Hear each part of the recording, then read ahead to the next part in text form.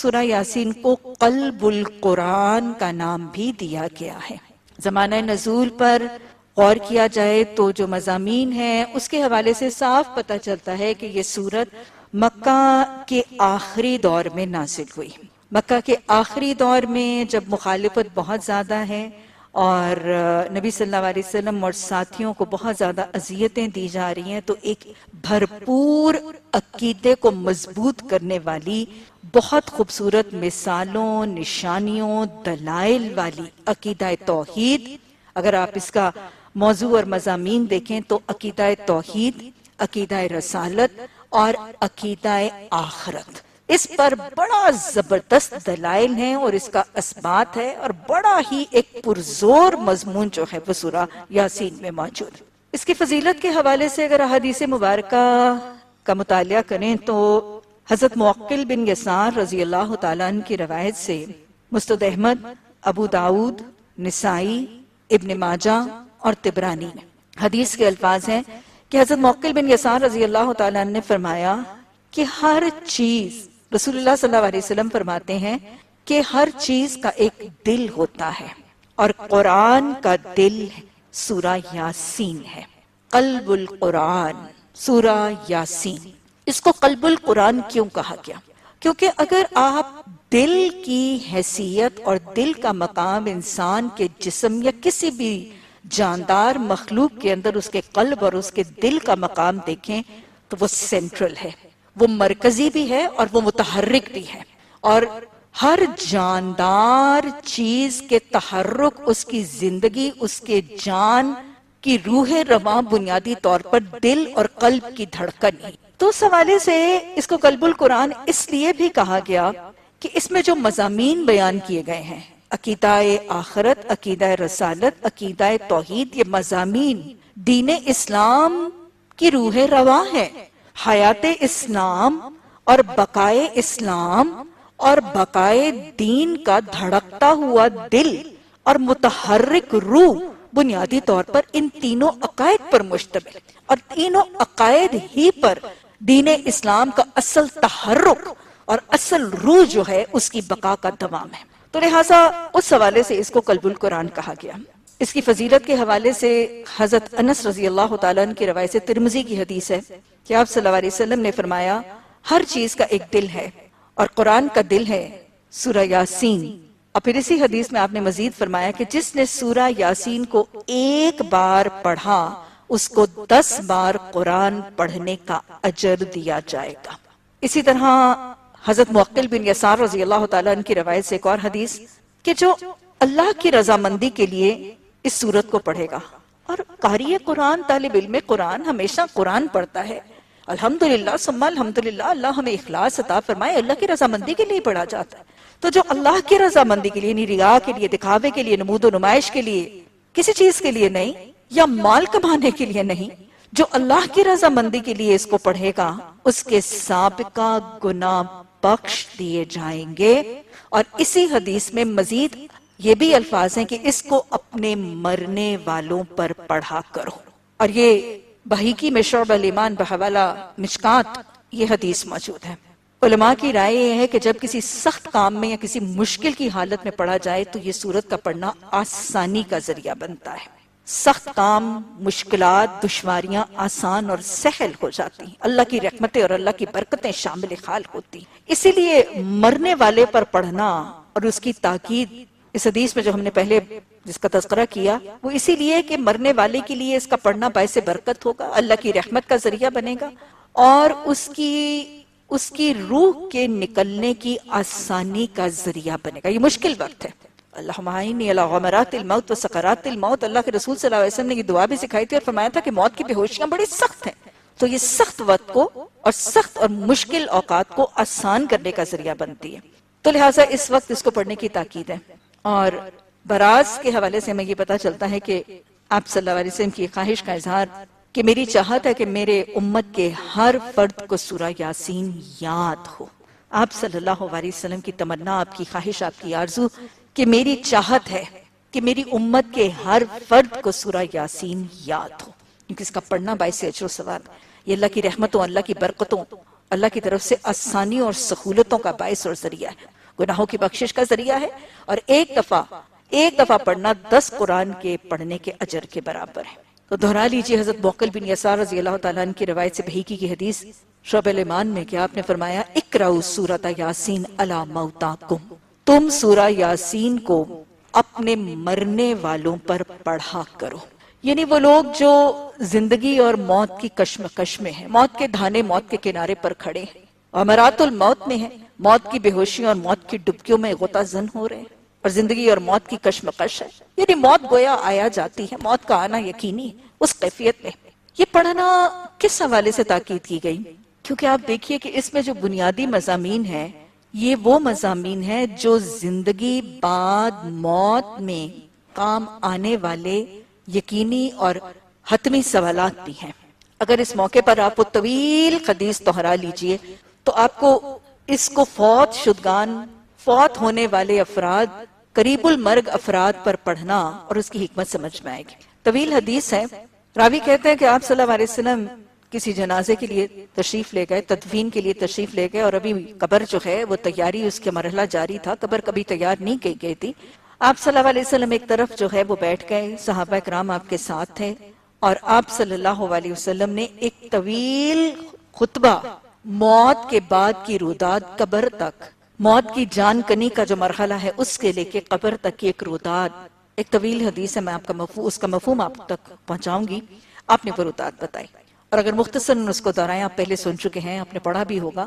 آپ صلی اللہ علیہ وسلم نے فرمایا دو کیفیتیں، نیکوکار کی موت کا وقت اور گناہگار کی موت کا وقت، کہ جب ایک نیکوکار کی موت کا وقت آتا ہے، موت کا وقت تو یقینی ہے، کل نفس ذائقۃ الموت، تو جب ایک نیکوکار کی موت کا وقت آتا ہے تو آسمان سے ملک الموت کے ساتھ، آسمان سے ملک الموت کی مائیت میں انتہائی خوبصورت چہروں والے، روشن، اجلے، خوبصورت، سفید، چمکدار چہروں والے، صاف لباسوں والے، خندہ پیشانی سے پیش آنے والے فرشتے آسمان سے اترتے ہیں۔ ملک الموت اس شخص، اس قریب المرگ شخص سے مخاطب ہو کر، اس کی روح سے مخاطب ہو کر کیا کہتے ہیں، نکلو اپنے رب کی رضا اور اس کی ملاقات کے لیے۔ مومن کی روح، حدیث بتاتی ہے کہ اس کے جسم میں اتنی آسانی اور اتنی سہولت، ملک الموت کے حکم پر اتنی آسانی، اللہم اعنی علی غمرات الموت و سکرات الموت، وہ اتنی آسانی اور اتنی سہولت سے نکلتی ہے کہ حدیث میں مثال موجود ہے کہ جیسے خوشبو کی بوتل کا ڈھکن کھولا جائے تو خوشبو آسانی سے نکلتی ہے۔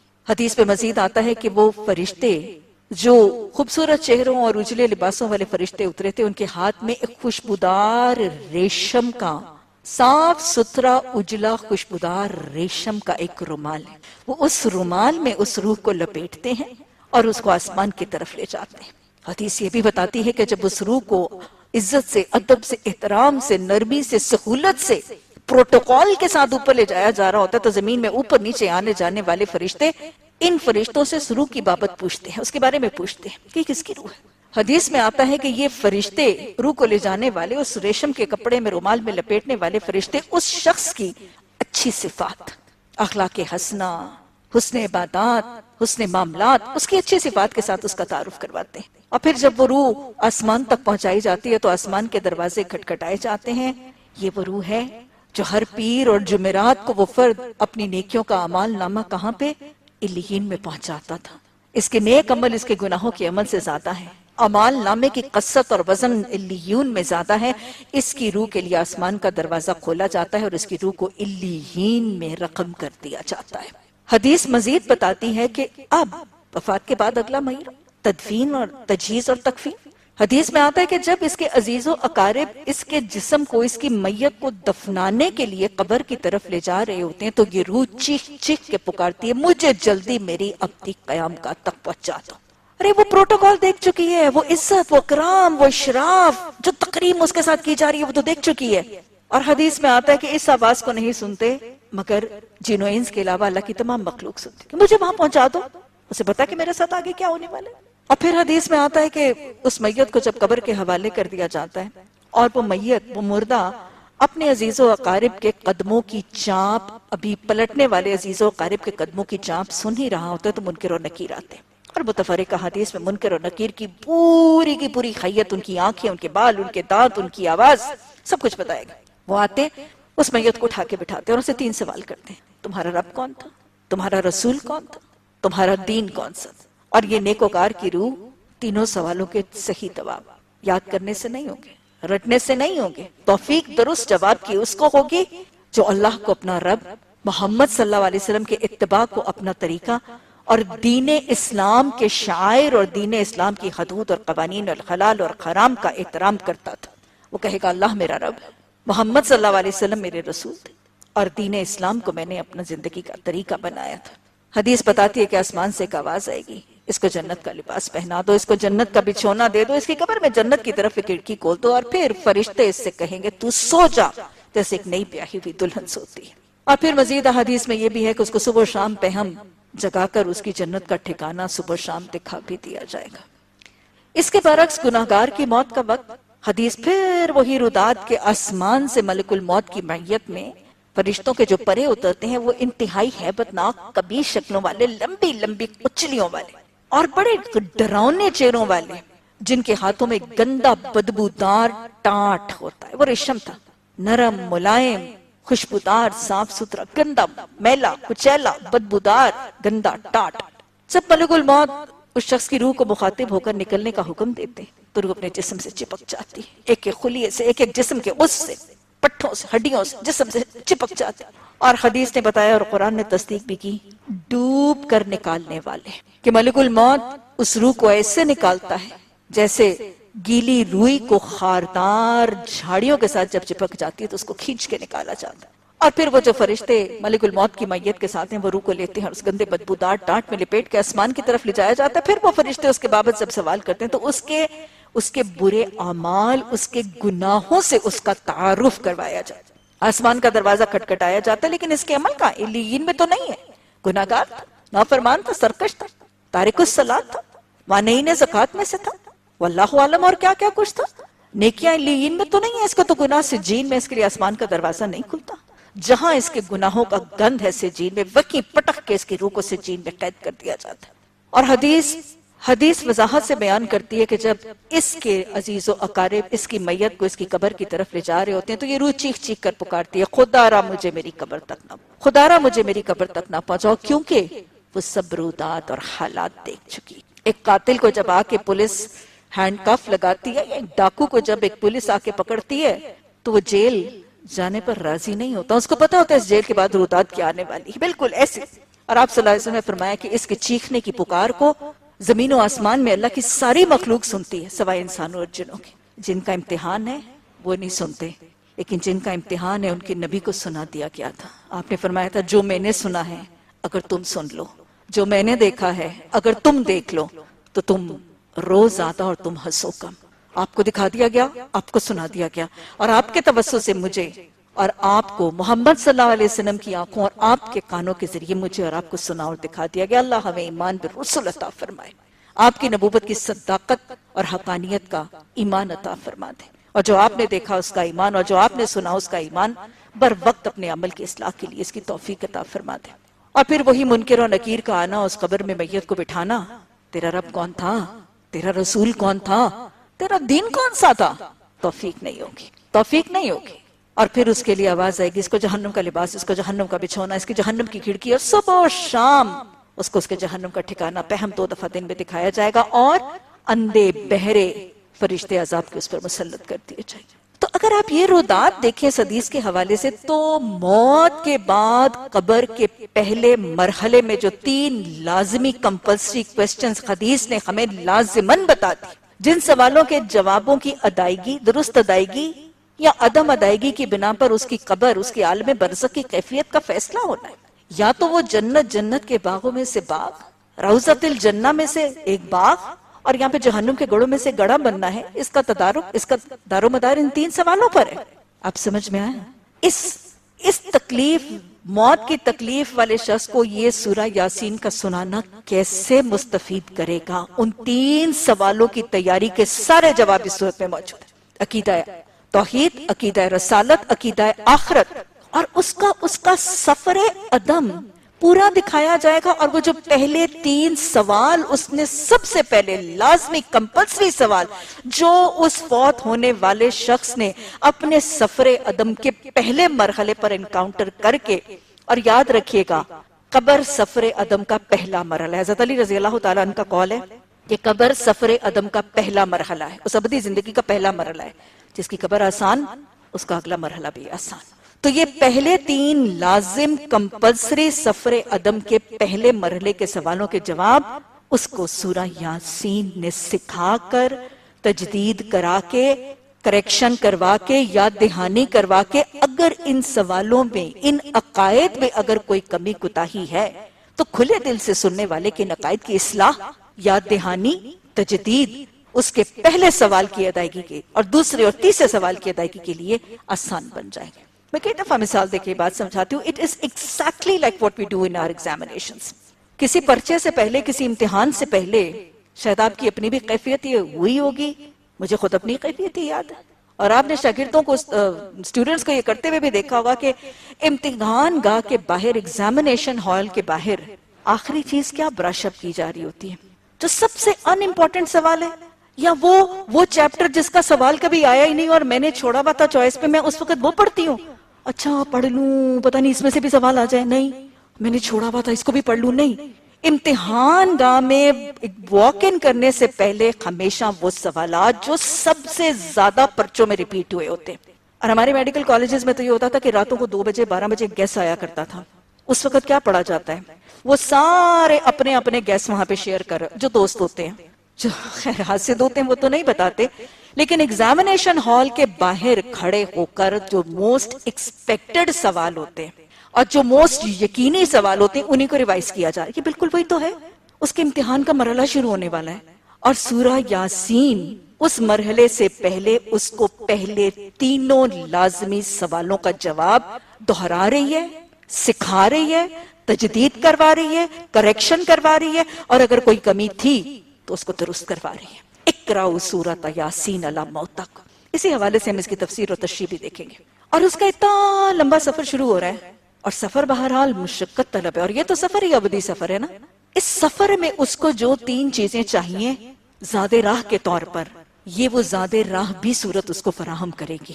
سفر عدم کے لیے یہی زاد راہ تو چاہیے، خدا واحد ہے نا، خدا واحد پر ایمان ہونا، محمد صلی اللہ علیہ وسلم پر یقین ہونا، اور آخرت کی تیاری کی صحیح ہونا. یہی تو سفر عدم کا متاع اور پونجی ہوگی.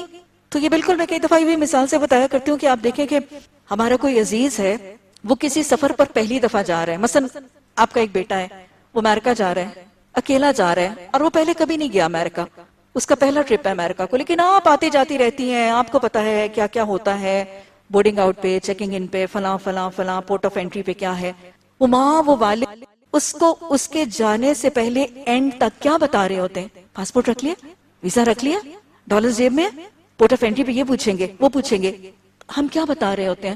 ہم اس کو اس کے سفر کی روداد میں ساری کی ساری جو چیزیں ہیں، جو مرحلے آنے ہوتے ہیں، ہم اس سے اپڈیٹ کر رہے ہوتے ہیں، اس کی اویئرنس دے رہے ہوتے ہیں، اور اس میں جو زیادہ راہ اور جو ریکوائرمنٹس ہوتی ہیں وہ ہم اس کو پہلے سکھا اور بتا اور اویئر کر رہے ہوتے ہیں. تو یہ بالکل وہی تو ہے. اتنے لمبے سفر پہ جا رہا ہے، بڑا مشکل سفر ہے، جس کے لیے حضرت ابو ذر غفاری رویا کرتے تھے، اور اتنا روتے تھے کہ ان کی داڑھی تر ہو جاتی تھی. پوچھا گیا کہ آپ کیوں روتے ہیں؟ کہتے ہیں سفر طویل ہے اور ذات راہ قلیل. حضرت ابو ذر غفاری جنہوں نے اپنی زندگی کی کل پونجی اللہ کی راہ میں دے دی، اپنا سارا کچھ ہی اللہ کی راہ میں خرچ کر دیا، وہ کہا کرتے تھے کہ سفر طویل ہے اور ذات راہ قلیل ہے.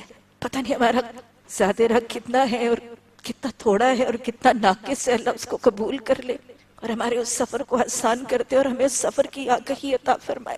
اللہ ہمیں آخرت کے سفر کا فکر عطا فرمائے اور ایسا غالب فکر کی اس کی تیاری کی، مولت عمل میں اس کی تیاری کی توفیق عطا فرمائے. تو یہ سورہ یاسین ہے جو اس سفر کے سارے مراحل کی آگہی دے رہی ہے، اور اس سفر کے زاد راہ عقیدہ آخرت اور عقیدہ رسالت اور عقیدہ توحید کی تیاری اور تجدید کروا رہی ہے. اب سمجھ آئے کہ اس کو فوت، زندگی اور موت کی کشمکش والے شخص کے اوپر پڑھنا کیوں ضروری ہے. سوالوں کی تیاری، سفر کی آگہی، زاد راہ کی تیاری.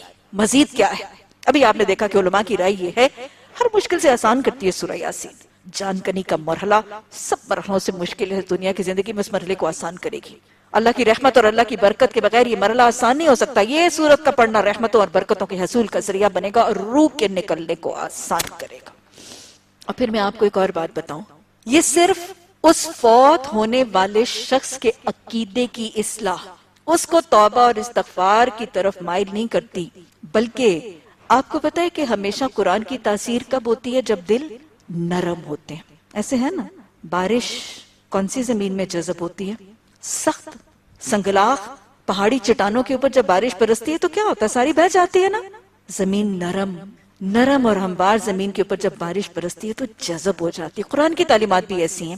جب دل نرم ہوتے ہیں نا، جب دل نرم ہوتے ہیں تو اس وقت قرآن کی آیات، قرآن کے احکامات، اس کی باتیں جذب ہوتی ہیں، ابزارب ہوتی ہیں، اور پھر جسم کا حصہ اور ایمان کی تقویت کا اور عمل کی اضافے کا ذریعہ بنتی ہیں. یہ شخص جو زندگی اور موت کی کشمکش میں مبتلا ہے، قریب المرگ ہے، اس کے ارد گرد جو رشتہ دار بیٹھے ہیں، دکھ ہے، غم ہے، پریشانی ہے، ٹینشن ہے، اگلے سفر کو اتنی قریب سے دیکھ رہے ہیں، زندگی کے سفر کو اختتام تک ہوتے ہوئے دیکھ رہے ہیں، دل نرم ہوتا ہے اس وقت. میں آپ کو بتاؤں کہ موت کی اس کیفیت کے مشاہدے پر سخت سے سخت دل بھی اس کیفیت کو دیکھ کر نرم ہوتا ہے. تو جب عزیز اور اقارب اس وقت وہاں بیٹھے ہیں، جب سورہ یاسین پڑھی جا رہی ہے اور اس میں عقیدے کا تذکرہ ہے، تو دل نرم ہے ارد گرد کے لوگوں کے بھی. ان کا بھی ایمان بڑھے گا، ان کی بھی اصلاح ہوگی. اور وہ لوگ جن کے پاس ابھی زندگی کا مہلت عمل ہے، ارے یہ تو جا رہے ہے، اس کو تو اگلے سفر کی تیاری ہے، اگلے سوالوں کی تیاری ہے، لیکن جن کے پاس ابھی مہلت عمل ہے، ان کو زندگی کی مہلت عمل میں اس وقت جب ان کا دل نرم ہو رہا ہے، اس کیفیت کو دیکھ کر، اس حالت کو دیکھ کر، اس جان کنی کی اس اذیت کو دیکھ کر، تو ان پر بھی سورہ یاسین اثر انداز ہوگی. ان کو بھی زندگی کی مہلت عمل میں اپنے ان عقائد کی اصلاح کا موقع ملے گا. اور ویسے بھی آپ کو پتا ہے کہ قرآن کی تلاوت کیا کرتی ہے؟ اللہ بذکر اللہ تطمئن القلوب، دلوں کو اطمینان، سکینہ. وہ سکینہ اس شخص کو بھی چاہیے، اور وہ سکینہ حاضرین محفل کو بھی چاہیے، عیادت کرنے والوں کو بھی چاہیے، خبرگیری کرنے والوں کو بھی چاہیے. تو دلوں پر سکینے کے لیے، رحمت کے لیے، برکت کے لیے، سوالوں کی تیاری کے لیے، زاد راہ کے لیے، اور پھر سفر عدم کے علم اور اس کی آگہی کے لیے، تمام چیزوں کے لیے. حدیث نے یہ فرمایا، اقرأوا سورۃ یاسین علی موتاکم، اپنے مرنے والوں پر اس کو پڑھا کرو. ہم تشریح اور تفصیل کو تفصیل کے حوالے سے بھی دیکھیں گے، لیکن ہم اس کو لگاتار I will be referring to it کہ اس فوت ہونے والے شخص کو جس پر پڑھنے کی تاکید کی گئی ہے، اس کو لگاتار ہر رکوع اور ہر آیت کیا پیغام دے رہی ہے اور کیسے جھنجھوڑ رہی اور کیسے زاد راہ اور سوال کی تیاری اور عقائد کی اصلاح کا طریقہ اختیار کر رہی. بسم اللہ الرحمن الرحیم. یاسین والقرآن الحکیم انک لمن المرسلین علی صراط مستقیم تنزیل العزیز الرحیم. یاسین حروف مقطعات. اللہ نے بالکل آغاز میں اپنے کلام قرآن کی قسم کھائی، قسم ہے قرآن کی، اور جس چیز کی اللہ قسم کھاتا ہے وہ بہت ہی ایک اعلیٰ اور عرفہ چیز ہے. قرآن کی فضیلت اور قرآن کے درجے کا تذکرہ. اور پھر اللہ سبحانہ تعالیٰ نے قرآن کی قسم کھانے کے بعد قرآن کی ایک صفت، یہ حکمت والا کلام. اللہ سبحانہ تعالیٰ کی اپنی ذات کی ایک صفت ہے کہ وہ حکیم ہے. تو ظاہر ہے اگر وہ خود حکیم ہے تو اس کے کلام کا رنگ بھی اس کی شخصیت کا پرتاؤ، اس کی ذات کا پرتاؤ، اس کا عکس اس کے کلام میں بھی ہے. اللہ خود حکیم ہے، اس کا کلام بھی قرآن الحکیم ہے. اللہ ہمیں سے حکمت سیکھنے کی توفیق عطا فرما. اللہ ہمارے تعلق بالقرآن میں، ہمارے علم القرآن کو ہمارے دل میں حکمت کو اگانے کا ذریعہ بنا.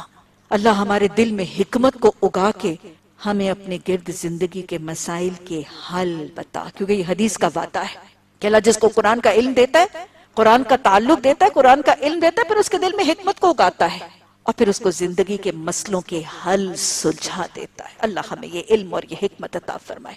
اللہ حکمت سے زندگی گزارنے کا طریقہ اور حکمت سے دعوت دینے کے اسلوب سکھائے. اِنَّكَ لَمِنَ الْمُرْسَلِينَ. اللہ نے فرمایا کہ اس میں کوئی شک نہیں کہ آپ مرسلین میں سے، بھیجے جانے والوں میں سے. اللہ نے اپنے بندوں کو بھیجا، چن کے بھیجا. کن کو؟ پیغمبروں کو. اور پیغمبر دو حالتوں اور دو کیفیتوں میں. آپ کو معلوم ہے کہ کچھ پیغمبر نبی، خبر دینے والے، نبا دینے والے نبی، اور کچھ رسول، مرسلین. رسول اور نبی میں اصل فرق کیا کہ رسول وہ پیغمبر اور رسول وہ نبی جن کے اوپر آسمانی کتاب اور صحیفے نازل کیے گئے. 5 کی تعداد قرآن میں مذکور ہے. حضرت ابراہیم علیہ السلام، صحف ابراہیم و موسیٰ، حضرت داؤد علیہ السلام، وآتینا داؤد زبورا، حضرت موسیٰ علیہ السلام، حضرت عیسیٰ علیہ السلام، اور خاتم النبیین خاتم المرسلین محمد صلی اللہ علیہ وسلم. اور نبی وہ جن کے اوپر کوئی آسمانی کتاب تو نازل نہیں کی گئی، لیکن وحی کے ساتھ اللہ کا کلام پہنچایا جاتا تھا، اللہ کا حکم پہنچایا جاتا تھا. باقاعدہ شریعت بھی نہیں تھی، باقاعدہ کتاب بھی نہیں تھی. اور اگر باقی کے فرق دیکھ لیں تو آپ کو پتا ہے کہ کسی نبی کو نئی شریعت نہیں دی گئی، رسولوں کو نئی شریعت دی گئی. کسی نبی کو، نبیوں میں سے تو کچھ نبیوں کو قوموں نے قتل کیا، لیکن کسی رسول کو قوم نے قتل نہیں کیا، کیونکہ رسولوں کی جان اور زندگی کی حفاظت کا ذمہ اللہ سبحانہ تعالیٰ نے لیا، کیونکہ ان کو الہامی کتاب اور شریعت دی گئی تھی. تو اللہ نے فرمایا کہ اس میں کوئی شک نہیں ہے کہ آپ رسولوں میں سے. مکہ کے آخری دور میں نازل ہوئی ہے سورت. مشرکین مکہ آپ اپنے شک کے عروج پر ہیں، آپ کا انکار ہو رہا ہے، آپ کی تکذیب ہو رہی ہے، آپ کی اپوزیشن ہو رہی ہے، مخالفت ہو رہی ہے، ایمان نہیں لا رہے. اسی بات کو تو نہیں مان رہے تھے. یہی تو ڈفرنس آف اوپینین چل رہا تھا کہ محمد صلی اللہ علیہ وسلم کہہ رہے ہیں میں اللہ کا رسول ہوں، اور وہ کہہ رہے ہیں کہ آپ نہیں ہیں رسول. تو جب رسول نہیں مانتے تھے تو پھر کلام اور کلام کی تعلیمات نہیں مانتے تھے. تو بیسک پرابلم تو یہی تھا کہ رسالت کا تسلیم کرنا. اللہ نے تصدیق کر دی، اس میں کوئی شک. اتنے بڑے مشرکین کے بعد اتنا بڑا عرب کا خطہ، سارا عرب پیننسولا نہیں مانتا. اللہ کہہ رہے ہیں کہ آپ رسولوں میں سے ہیں. نبی صلی اللہ علیہ وسلم کی رسالت کی تصدیق کی گئی علی صراط مستقیم. اور چونکہ آپ رسولوں پر ہیں تو آپ سیدھے قیم رستہ کون سا ہے؟ رائٹ فرام دنیا ٹو جنہ، جو سیدھا shortest and easiest distance between 2 points is a line. So this is صراط مستقیم.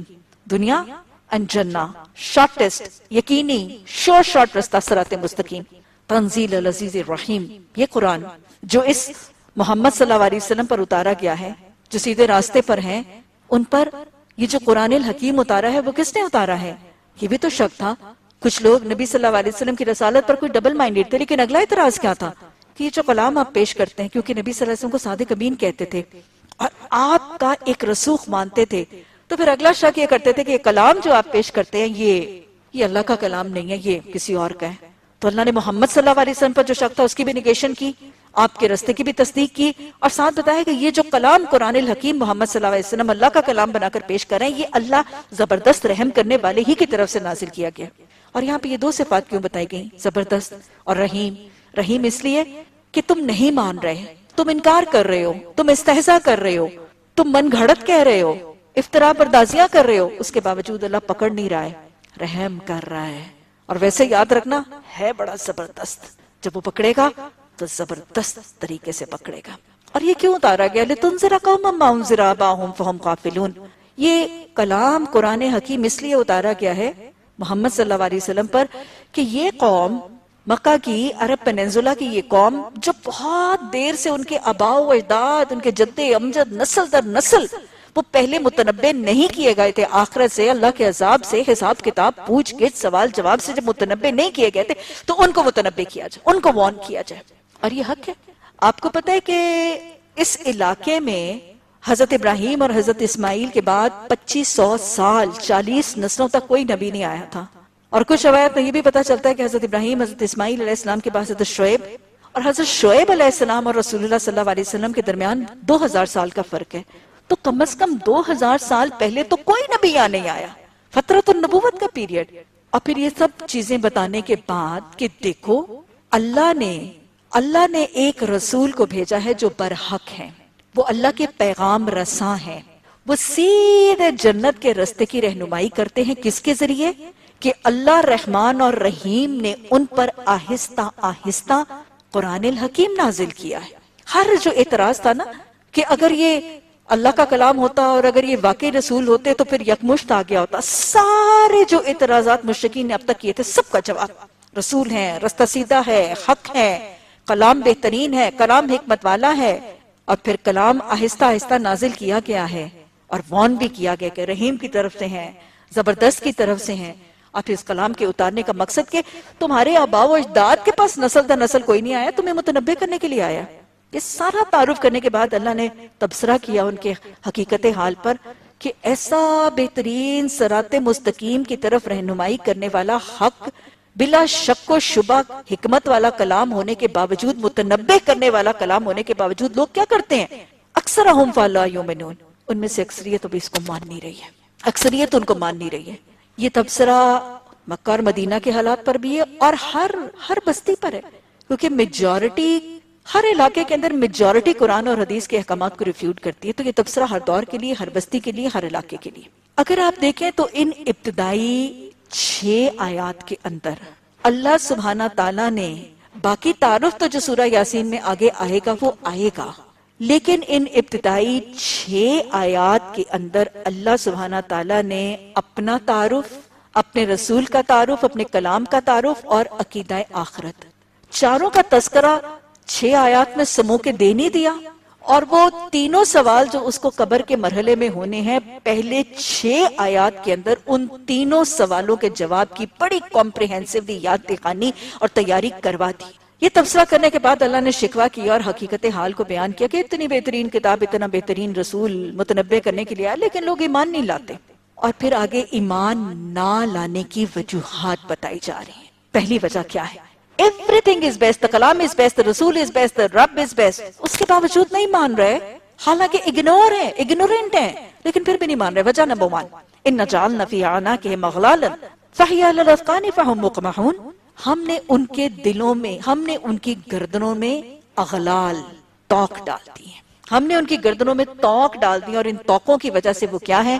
مقمحون، یعنی گلے میں توق ہے، اور جب گلے میں کوئی ایسی چیز ہوتی ہے تو پھر سر اوپر ہو جاتا ہے۔ مقمحون کی ان کی کیفیت یہ کہ وہ اپنے سر اوپر اٹھائے ہوئے اور ایسے اٹھائے ہوئے کہ وہ نیچے دیکھ ہی نہیں سک رہے۔ اب دیکھیں کہ جب کسی کے گلے میں ایک توق ہوتا ہے، کوئی لکڑی کا، کوئی لیدر کا، کوئی چمڑے کا، اور ویسے توق کس کے گلے میں ڈالے جاتے ہیں؟ ہے نا، جانوروں کے گلے میں ڈالے جاتے ہیں۔ تو جب کسی کے گلے میں ایک ایسا توق اور ایک ایسا شکنجا ڈال دیا جائے گا تو کیا ہوتا ہے؟ وہ اوپر دیکھتا رہتا ہے، نیچے نہیں دیکھتا، اور نیچے کیا ہے؟ چلنے کا راستہ تو نیچے ہی ہے۔ ایک چلنے والا، ایک مسافر، ایک راہگیر جب تک نیچے نہیں دیکھے گا، وہ اپنے صراط مستقیم کو اور اپنے راستے کی پہچان، کہیں گڑھے میں گرے گا، کہیں زہریلی چیز سے نقصان پائے گا، اور پھر جب وہ نیچے نہیں دیکھے گا تو چل کیا پائے گا؟ جب چل نہیں پائے گا تو مسافر منزل پر کہاں کے پہنچے گا؟ تو بتایا جا رہا ہے کہ ان کے ایمان لانے کی پہلی وجہ یہ کہ ان کے گلے میں توق ہے، ان کو صراط مستقیم نظر ہی نہیں آ رہا، یہ سر اٹھائے بھی اوپر ہی دیکھتے چلے جا رہے ہیں، حقیقت حال کی خبر ہی نہیں ہے۔ یہ توق کس چیز کے ہیں؟ یہ توق اگر ہم تفاسیر دیکھیں، خواہشات نفس کے توق ہیں، دل کی آرزویں، دل مانگے، اور دل کی آرزویں، دل کی تمنائیں، ڈیزائرز، اس کے توق ہیں۔ بس اوقات دل کی آرزویں اور تمنائیں بھی تو گلے کا توق بن جاتی ہیں، گلے کی ہڈی اور گلے کا توق، اور ایسا توق ہوتا ہے کہ پھر اللہ کی نافرمانی ہوتی ہے، کیونکہ راستہ نظر نہیں آ رہا ہوتا۔ اور یا یہ توق، کچھ مفسرین، حضرت عبداللہ بن عباس، قتادہ، بہت بڑے بڑے مفسرین کہتے ہیں کہ اس توق سے مراد آباء و اجداد کی اندھی تقلید ہے، اپنے انسیسٹرز، اپنے پیرنٹس، اپنے گرینڈ پیرنٹس کی آنکھیں بند کر کے ان کی اندھی تقلید۔ ہم تو وہی کریں گے، ہمارے ہاں تو کنڈے ہوتے ہی ہوتے ہیں، میری نانی اماں تو ختم دلاتی ہیں۔